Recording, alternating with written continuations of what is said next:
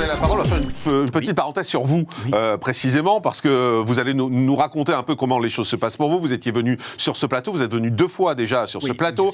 Vous nous avez expliqué que vous avez signé à visage découvert, puisque vous étiez capitaine d'Active. La première fois que vous êtes venu, vous avez signé à visage découvert les 2 tribunes qui ont été publiées. La dernière fois que vous étiez venu, vous m'avez dit « Je suis convoqué en vue de sanctions ». La sanction est tombée hier, vous l'avez tweeté. 40 jours d'arrêt de rigueur pour avoir signé les 2 tribunes. Vous avez été convoqué par votre général, c'est ça ? Absolument. Enfin, là, en l'occurrence, j'étais en situation de permission de fin de service, de fin de carrière. Donc, ça m'a été signifié de manière administrative par l'envoi d'un courriel. Et oui, 40 jours d'arrêt de rigueur. La décision a été signifiée le vendredi 21 mai, dernier jour d'Active pour ce qui me concernait. Elle m'a été communiquée ensuite par courriel le mardi 25 mai. Et puis, je l'ai fait connaître. 40 jours d'arrêt de rigueur, c'est ce qui m'avait laissé entendre. C'est le maximum, hein, je crois, sur les arrêts de rigueur. C'est absolument le maximum. Je suis devenu l'officier le plus puni de France en l'espace de 3 mois, avec le blâme de la ministre des Armées d'abord, et ensuite les 40 jours d'arrêt de rigueur signifiés par le général de corps d'armée Jockers et pris par le ministre des Armées, là encore. C'est extrêmement conséquent. Alors on peut se poser la question de la pertinence de telles sanctions lors de mon dernier jour d'activité. En même temps, il fallait punir le fait que vous avez rompu le droit de réserve. On peut les comprendre. Il avait déjà été puni avec ce blâme de la ministre des Armées qui était la plus haute sanction régionale. Vous avez eu un blâme, mais vous avez J'ai continué derrière mon devoir de vérité parce qu'effectivement, je suis devenu un lanceur d'alerte, parce que je dis à quel point les choses ne vont pas depuis 4 ans avec ce gouvernement. Je dis effectivement... C'est la politique que vous faites. C'est la politique, mais c'est surtout du pragmatisme, c'est de la réalité, M. Morandini. Mais c'est de la politique. C'est de la politique, oui, bien entendu, parce que maintenant, la solution appartient aux politiques. Parce que le peuple leur a fait confiance pendant des années pour répondre à leurs besoins, pour répondre à leurs attentes, et ils ne l'ont pas fait. Le peuple décidera, votera dans une année, prendra position. Et moi, je dis simplement que assez. La seule chose que nous avavons tous en tête ici... Mais vous a dit quoi, votre général, quand vous l'avez eu ? Quand vous avez été en face de lui, il vous a dit quoi ? Il fallait vous taire ? Mon général m'a dit que je devais me taire, bien entendu. Mais qu'est-ce que vous répondez à ça ? Parce qu'il a raison. Je lui ai répondu que il y a quelques années, un ministre avait précisé, un général, ça ferme sa gueule ou ça démissionne. Moi, je lui ai objecté. C'était à l'époque. Les choses ont évolué. Un capitaine, ça ne se tait pas et ça démissionne. Oui, d'accord, j'ai démissionné. Alors après, ça, c'est un signal à l'endroit de tous les autres qui voudraient, bien sûr, mes frères d'armes, rompre le devoir de réserve, faire savoir leur écœurement, qu'il s'agisse des personnes. Le devoir de réserve dans l'armée, non ? C'est fondamental, bien entendu. Pourquoi vous le rompez ? Parce que j'estime que la situation était à ce point grave, à ce point déliquescente, le désordre est tel, les pertes d'autorité, la faiblesse de l'État est à ce point endémique que maintenant, il fallait dire les choses. Donc vous comprenez que vous êtes sanctionné par 40 jours d'arrêt ? Je le comprends.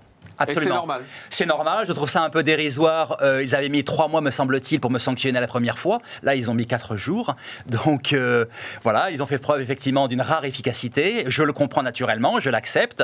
Et ça ne fait que me motiver davantage pour continuer, poursuivre ce devoir de vérité. Et donc, le devoir de vérité, vous allez le faire en politique maintenant, c'est ça ? Et vous allez chez les Républicains ? Et je vais chez les Républicains, pour autant, naturellement, qu'ils veuillent bien me confier l'investiture pour la 5e circonscription de Côte d'Or. Nous verrons bien. Je vais la solliciter, je l'espère.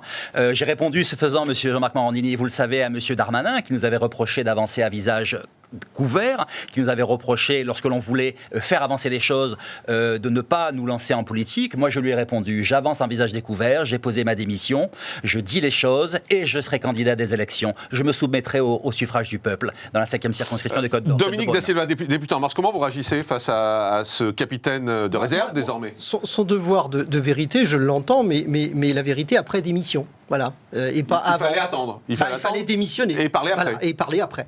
Parce que là, vous avez profité d'un statut, et Dieu sait que ça marche, puisque évidemment, aujourd'hui, voilà, vous êtes lancé politiquement, et c'est tant mieux pour vous. Mais je trouve que, oui, pour moi, c'est sacré, le devoir de réserve. Sinon, on va au-devant d'une catastrophe. Si on commence à dire que ce devoir de réserve, il peut être rompu pour qui veut, c'est pas possible. Maintenant, vous en avez profité, tant mieux pour vous. Maintenant, en politique, vous allez faire des propositions. Les Français jugeront et vous devrez aussi assumer les décisions de votre famille politique. Florian Philippot et puis Nelly Garnier après. Moi, je trouve extrêmement courageux ce que vous avez fait et très cohérent. Vous l'avez expliqué, il n'y a pas d'incohérence. Vous acceptez effectivement que vous avez brisé le devoir de réserve, donc vous acceptez la sanction. On peut en juger, hein, mais voilà. Mais au moins, vous avez eu ce courage. Et c'est vrai que Darmanin avait dit qu'il parle à visage découvert, vous l'avez fait. Je l'ai fait. Voilà. Mais Donc il a rempli le devoir de réserve. Et là, oui, mais il l'assume. Et j'ai démissionné. Et il accepte la sanction. Non, mais ce que dit le député Dominique Da Silva, il dit qu'il fallait démissionner et parler après. En même temps, la situation de la France est tellement gravissime que heureusement qu'il y a des gens qui brisent leur devoir de réserve.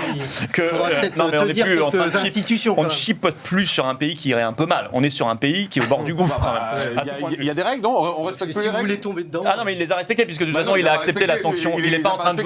Monsieur Moreau n'est pas en train de vous dire je conteste cette sanction. Non, il dit voilà, effectivement il y a un devoir de réserve, c'est normal que j'ai été sanctionné. Donc c'est très cohérent et en plus il répond à une demande de Monsieur Darmanin. Pour la deuxième chose, bon là je vais être un peu moins sympathique, mais alors les Républicains, bon c'est quand même le parti qui a saigné le plus le budget des armées quand ils étaient au pouvoir. C'est exact, mais cela remonte maintenant à longtemps. Ouais, mais je crains que... Vous savez, il y a un principe de responsabilité. Non, juste cette histoire de bilan et de passé... Tout à fait. Juste, on a parlé de ça tout à l'heure. Pour une fois, j'étais d'accord pour une fois que le représentant d'En Marche. Il y a un principe de responsabilité en politique. On ne peut pas évacuer un bilan. On est responsable aussi. On ne peut pas passer son temps sur les plateaux à nous ramener les bilans. Nelly Garnier, votre regard sur le capitaine de réserve Hervé Moreau? Écoutez, c'est vrai qu'il y a un devoir de neutralité de l'armée et qu'à un moment où on a un affaiblissement moral et un effacement des repères, il est important de rappeler qu'il y a de l'ordre et de la discipline. Et vous saviez qu'il y aurait la sanction. Et donc, il s'est... voilà, il a eu le temps de parler avant de démissionner? Je vais vous dire mon sentiment personnel, oui. Sans vous connaître bien, c'est que effectivement, peut-être qu'il y aurait eu plus de cohérence de le faire après avoir quitté l'armée pour justement aussi montrer son respect des règles qui sont posées dans l'armée, qui est, on le sait, dans toutes les études d'opinion qui sont faites, les forces de sécurité, l'armée, l'école sont les repères auxquels se raccrochent les Français, et donc ils ont besoin d'avoir la stabilité et la confiance dans ces institutions, et donc